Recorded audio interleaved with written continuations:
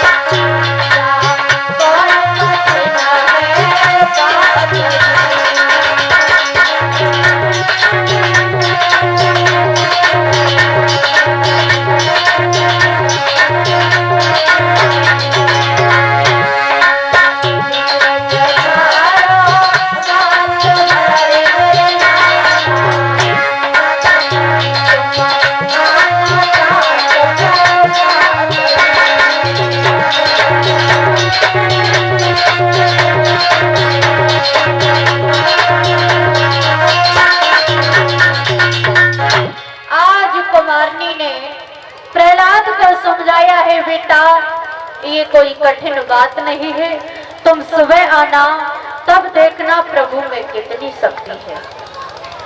जब ये बात कुम्हारनी ने प्रहलाद से कही है तो प्रहलाद चले जाते हैं। बोलिए वृंदावन बिहारी लाल की, सतगुरुदेव भगवान की। नहीं पेशु फिराना है रहना,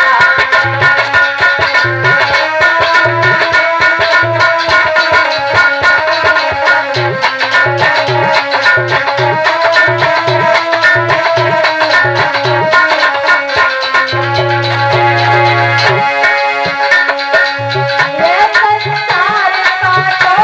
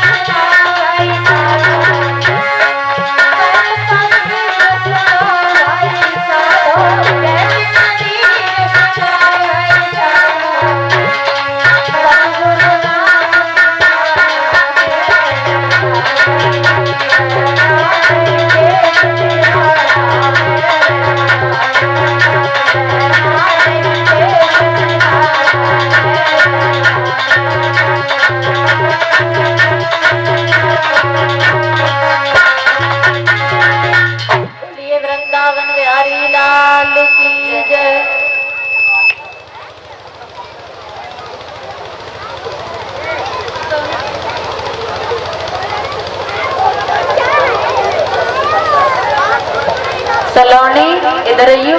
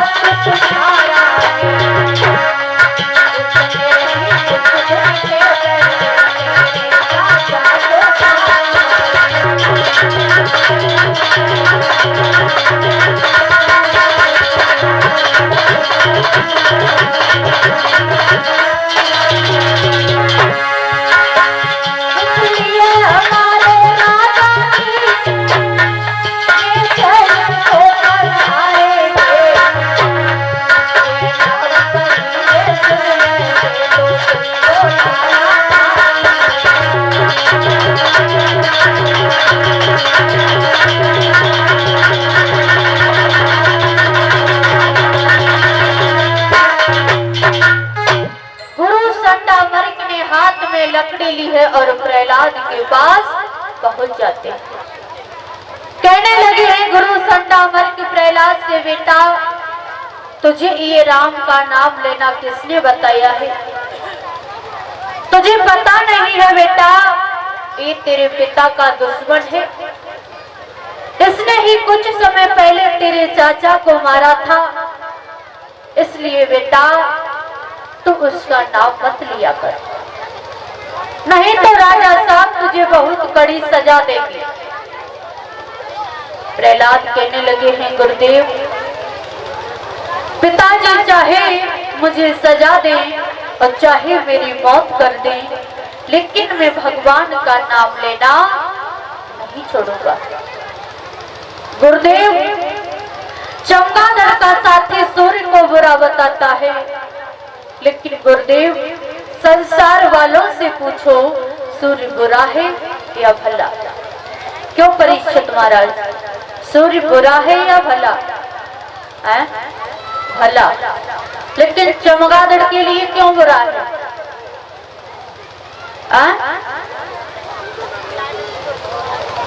उसे दिन में दिखाता नहीं है, तो वो क्या जाने सूर्य क्या है? इसलिए चमगादड़ के लिए सूर्य बुरा है। बोलिए वृंदावन बिहारी लाल की।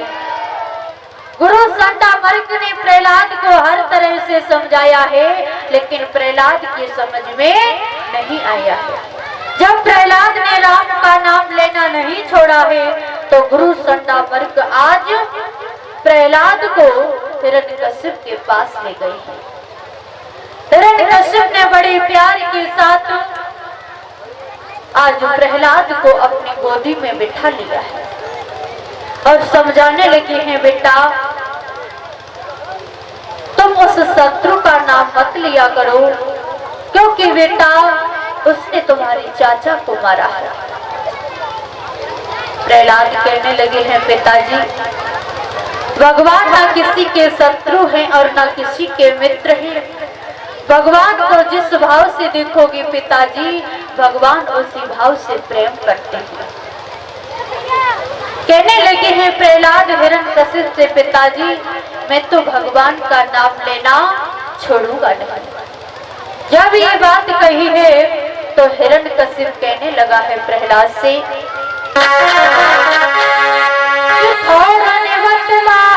छोड़ेगा और नादानी के बसे पहुंची है।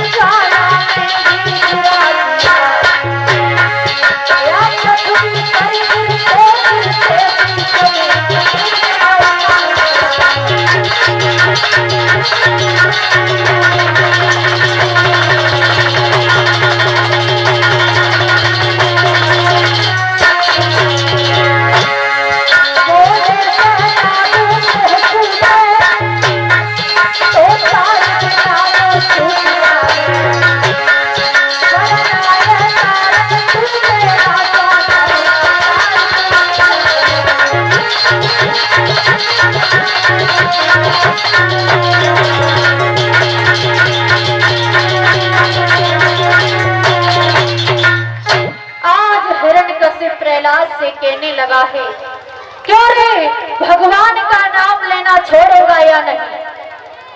प्रहलाद कहने लगे हैं, पिताजी भगवान का नाम? अरे भगवान का नाम तभी छूटेगा जब हमारी तन से श्वास निकल जाएगी, अन्यथा मैं भगवान का नाम लेना नहीं छोड़ूंगा। जब ये बात प्रहलाद ने हिरण्यकशिप से कही है तो उसी समय भक्तों हिरण्यकशिप ने आज प्रहलाद को रानी कयाधु के सामने, रानी कयाधु हिरण्यकशिप से कहने लगे हैं, स्वामी आप इतने क्रोधित क्यों हो रहे हो? अरे प्रहलाद तो बच्चा है और बच्चों को भली बुरी का बोध नहीं होता है। तुम अपना क्रोध शांत करो, मैं उसे समझा दूं। बोलिए वृंदावन बिहारी लाल की। देखा क्या है भक्तों, हिरण्यकशिप तो वहां से चला जाता है। रानी कयाधु ने अपने लाडले पुत्र प्रहलाद को अपनी गोद में बिठा लिया है।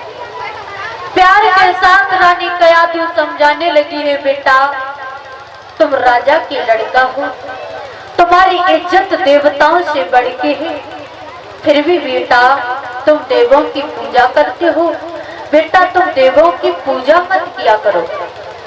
प्रहलाद कहने लगे हैं, माँ हम राजा के लड़का जरूर हैं, लेकिन माँ उन परमेश्वर के आगे एक कीट के बराबर है। हे माँ आप